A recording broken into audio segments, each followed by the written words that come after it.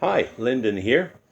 Going to be talking about different kinds of chords that we can use on the guitar. We can play on the guitar. Um, and I'm thinking in terms of primarily the chords that we are most likely to encounter in popular music. Um, so we have chords that are called major chords. And that's a technical term. It doesn't mean that they're more important or anything, but or bigger. Major. These are the chords that just go by the name of the root note. So G is actually G major. Here's G. And other chords that are majors would include C, D, E, the dreaded F, which I'm doing as a 5-string chord here. If we want to bar it, I guess, there we go. A, and of course we can also play majors that are sharps or flats. So B flat, B itself, C sharp, etc. And for each chord, there are different ways of playing it. With acoustic guitar, we're primarily playing chords at the lower end of the guitar. And by the lower end, I mean towards the towards the headstock, because the frets are numbered 1, 2, 3, 4, 5, etc. Sometimes people get that the other way around, but when I talk about the lower end of the guitar, I'm talking lower in terms of how notes sound. Excuse me. So major chords sound like this. And they sound like that because if you're familiar at all with the idea of do, re, mi, fa, sol, la, ti, do, some of us had to learn that in school, whether we were doing music or not, I suspect. The chord, any major chord, includes do, mi, and so from that major scale.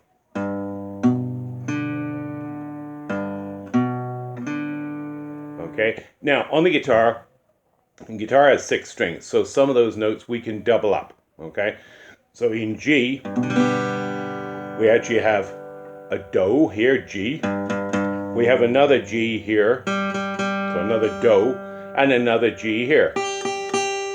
We actually have 2 mi's, the one on the 5th string, 2nd fret, and that's a B, and the open 2nd string. And then we have one so, which is the D. Okay? Sometimes, and I'm one of these people, I like to play a G chord doubling up the D, so I actually put my 3rd finger flat on the 1st and 2nd strings, and that way you get an extra D. Just a bit of a different sound. Okay, so that's how major chords are. Now we also have minor chords, okay? Chords like A minor, E minor, D minor, B minor, etc. F sharp minor, C sharp minor. I'm playing some of these as bar chords. Minors, rather like with majors having do, mi, and so, a minor chord has do, ma, and so a flattened mi. Okay, so A minor, for example, instead of having a C sharp in here, which would make it an A major or an A, if we flatten that C sharp on the 2nd string to a C natural, we get A minor. Major, minor, major, minor. Now, some of the minors, as with some of the majors, are easier to play than others. I mean, I tend to focus on a lot on open string chords, D minor. Don't play the 6th string though, because E isn't part of a D minor. E minor, A minor. And I think a lot of songs that are written for guitar, especially for acoustic guitar, tend to favor the natural keys, the ones that don't involve the sharps and flats a whole lot. Okay, so that's it, majors and minors. Now we also have other chords that you're going to come across sometimes. I'm going to use, actually I think I'll use a D chord as an example. This is D, D major. If we flatten this D note here by 1 fret, or if you want to call it a half step, or if you're British like me, a semitone, we've now got D major 7th. I happen to like major 7th chords because they always sound quite summery to me. So D major 7th. Here's some other major 7ths, and this is where we take one of the root notes of the chord, and generally the higher one, and flatten it by a fret. Here's C major 7. See, I've got my first finger in the air, don't need it. F major 7, which, believe me, when I was a little kid learning guitar and couldn't manage F, the first barrier in learning guitar, I used to play that chord, F major 7. And maybe that's why I like major 7ths, because that sound has stuck with me. So that's major 7ths, okay? And again, some of them are easier to play than others. G major 7. I always switch my fingers around. I'm just going to pause this because I have a needy dog. Okay, so that was major 7ths, and then we have 7ths, which are far more common in actual fact.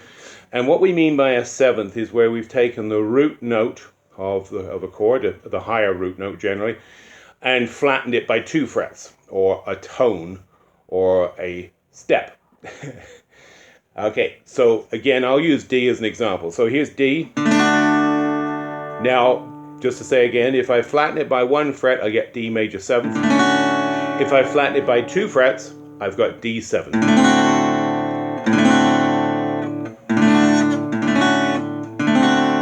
There's D7.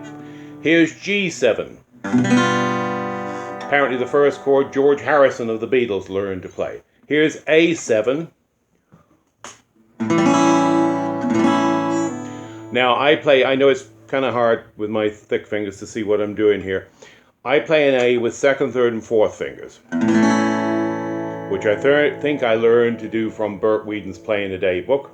A lot of people use 1st, 2nd, and 3rd, and that's fine, but it's actually more useful to play it with a 2nd, 3rd, and 4th because it enables you to change to other chords a little easier, I would say, because it keeps your first finger free. So I play an A like that. If I now just take the finger off the 3rd string and just go back down, 2nd fret of the 4th string, 2nd fret of the 2nd string, there I've got A7. Another way to play A7 is this. Okay, I'm using the G note here as the 7th. There's an A here on the 5th fret of the 1st string, so there's A7. B7, incredibly useful chord, because B can be quite an awkward chord to play, so often we'll substitute B7, which is 1st fret of the 4th string, 2nd fret of the 5th string, 2nd fret of the 3rd string, and 2nd fret of the 1st string. Try not to play the 6th string, but no big deal if you accidentally hit it. Or you can try and cover the 6th string as well, like that. That's B7. C7, you play a C and then add your 4th finger at the 3rd fret of the 3rd string. There's a C7, and that's a very easily movable shape. If you move it up 2 frets and just play the inside 4 strings, there's another D7. Move it up 2 more, you got an E7. Okay. Talking of E7, here's E. Instantly, it's always a good idea with chords where there are 2 fingers on the same fret to tuck under. So an E is 1st finger there, 2nd finger on the 5th string, 3rd finger on the 4th string. Now, if I just lift off my 3rd finger, I've got E7. Alternatively, I can keep that 3rd finger down and add my 4th finger on the D note, the 3rd fret of the 2nd string.